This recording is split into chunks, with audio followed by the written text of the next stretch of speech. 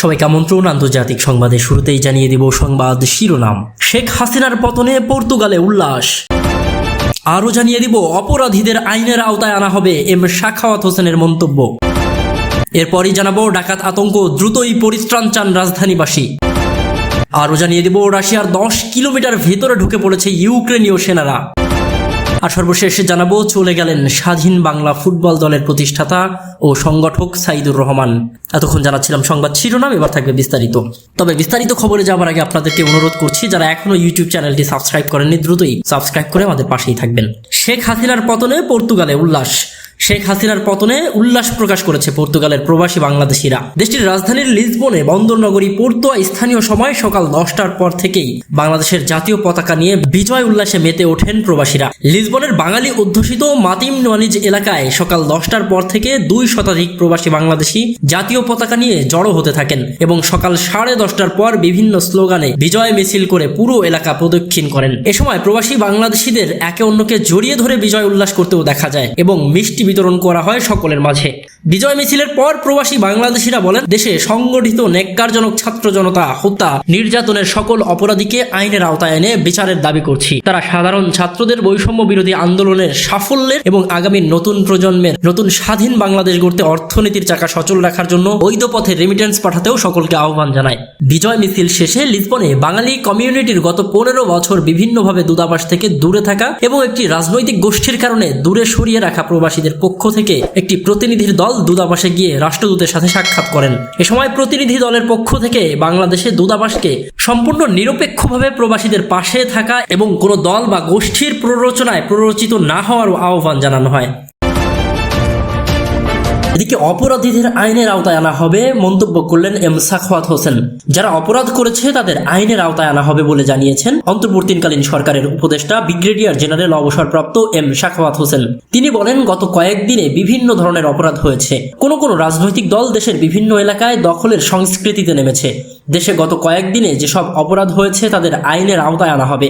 বৃহস্পতিবার রাতে বঙ্গভবনে দরবার হলে অন্তর্বর্তীকালীন সরকারের উপদেষ্টা হিসেবে শপথ নেন ব্রিগেডিয়ার জেনারেল অবসরপ্রাপ্ত এম সাখাওয়াত হোসেন। এর আগে নোবেলজয়ী ডক্টর মোহাম্মদ ইউনুস অন্তর্বর্তীকালীন সরকারের প্রধান উপদেষ্টা হিসেবেও শপথ নেন। তার নেতৃত্বে অন্তর্বর্তীকালীন সরকার যাত্রা শুরু করে। উপদেষ্টা এম সাখাওয়াত হোসেন সাংবাদিকদের বলেন, দেশে গত কয়েকদিনে যেসব অপরাধ সংগঠিত হয়েছে এর সঙ্গে যারা জড়িত তাদের চিহ্নিত করে আইনের আওতায় আনা হবে, কোনো ছাড় দেওয়া হবে না। সরকার এখন স্থিতিশীল পরিবেশ ফিরিয়ে আনার বিষয়কে অগ্রাধিকার দিয়ে কাজ করবে। শপথ নেওয়ার পর অন্তর্বর্তীকালীন সরকারের আর এক উপদেষ্টা এএফ হাসান আরিফ সাংবাদিকদের বলেন, একটা বিধ্বস্ত অবস্থায় সরকার গঠিত হয়েছে। সব দিক থেকেই দেশ ক্ষতিগ্রস্ত অবস্থায় আছে। এই পরিস্থিতি থেকে এগোনোর জন্য সরকার সময় প্রয়োজন। তিনি বলেন, আমি মনে করি সরকারের জন্য দীর্ঘ সময় প্রয়োজন। এদিকে অন্তর্বর্তীকালীন সরকারের উপদেষ্টা আসিফ নজরুল শপথ নেওয়ার পর সাংবাদিকদের বলেছেন, আমরা একটা স্বৈরাচার সরকারের পতন ঘটিয়েছি। আইনগতভাবে যারা দোষী তাদের বিচার করতে হবে। সবাইকেই আমি একটা কথা সবসময় বলি, যে অপশক্তির বিরুদ্ধে আমরা লড়াই করেছি আমরা যেন সেই শক্তির মতো না হয়ে যাই। তাহলে ছাত্র জনতা যে অভাবনীয় একটা সুযোগ আমাদের জন্য নিয়ে এসেছে, দ্বিতীয় মুক্তযুদ্ধ সম্পন্ন করেছে, সেটার অর্জন ও মহত্ব ম্লান হয়ে যাবে। এটা সবাইকেই মনে রাখতে হবে। এদিকে ডাকাত আতঙ্ক দ্রুতই পরিত্রাণ চান রাজধানীবাসী।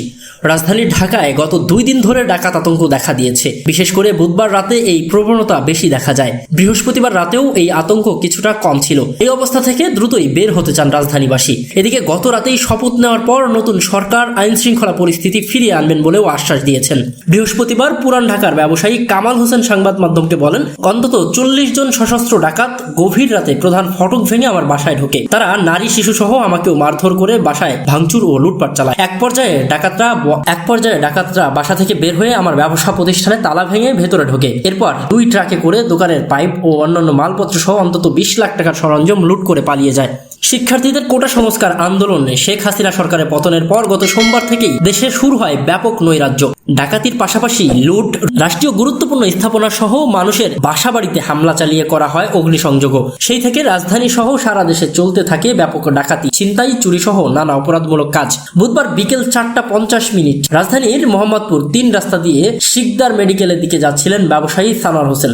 রায়ের বাজারে পৌঁছলে 5-6 জন তরুণ তার গতিরোধ করে। তাদের প্রত্যেকের হাতেই ছিল ছোড়া চাপা হাতে রড সহ দেশীয় অস্ত্রের মুখে ডাকাত দল সানোয়ার হোসেনের মোবাইল ফোন, মানিব্যাগ ও ঘড়িও ছিনিয়ে নিয়ে যায়। চলছে মোহাম্মদপুর থেকে উত্তরা কিংবা মিরপুরে সব জায়গায় চলছে ডাকাতদের নৈরাজ্য। এসব ডাকাতির ঘটনায় আতঙ্ক কাজ করছে রাজধানীবাসীর মনে। এদিকে অন্তর্বর্তীকালীন সরকারের প্রধান উপদেষ্টা ডক্টর মোহাম্মদ ইউনূস গতকাল দেশে ফিরে এই ঘোষণা দেন, সরকারের এখন প্রধান কাজ হবে আইন শৃঙ্খলা ফিরিয়ে আনা। তিনি রাতে শপথ নেওয়ার পরও দেশে শৃঙ্খলা ফিরিয়ে আনার উপর বিশেষ গুরুত্ব দেন।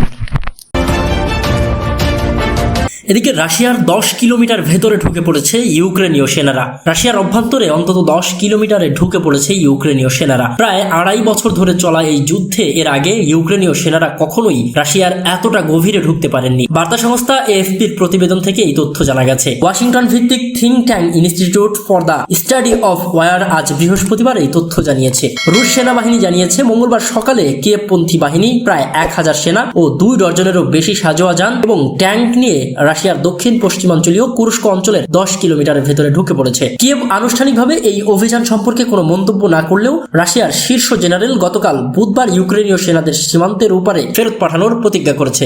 Institute for the Study of War বলেছে, ইউক্রেনীয় বাহিনী ক্রমাগত আক্রমণাত্মক অভিযানের মধ্যে রাশিয়ার কুরস্ক ওব্লাস্তের 10 কিলোমিটার পর্যন্ত নিশ্চিতভাবে এগিয়ে গেছে। সংস্থাটি বলছে, কুরস্ক ওব্লাস্তে ইউক্রেনের অগ্রগতির বর্তমান নিশ্চিত সীমা এবং অবস্থান নির্দেশ করে যে ইউক্রেনীয় বাহিনী কমপক্ষে 2টি রুশ প্রতিরক্ষা লাইন ও একটি শক্তিশালী ঘাঁটিতে পদানত করেছে।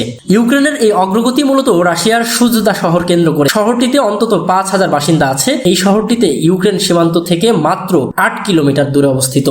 মস্কোর সরকারি কর্মকর্তারা এই বিষয়ে বিস্তারিত কোনো তথ্য না দিলেও রুশ ব্লগাররা বিষয়টি নিশ্চিত করেছে। চলে গেলেন স্বাধীন বাংলা ফুটবল দলের প্রতিষ্ঠাতা ও সংগঠক সাইদুর রহমান। স্বাধীন বাংলা ফুটবল দলের প্রতিষ্ঠাতা, সংগঠক ও খেলোয়াড় সাইদুর রহমান প্যাটেল আর নেই। বৃহস্পতিবার 8 আগস্ট বাংলাদেশ সময় বিকেল 4:30 আমেরিকায় চিকিৎসাধীন অবস্থায় মারা যান তিনি। তার মৃত্যুর বিষয়টি নিশ্চিত করে এক বিবৃতি দিয়েছে বাংলাদেশ ফুটবল ফেডারেশন বা ফুফে।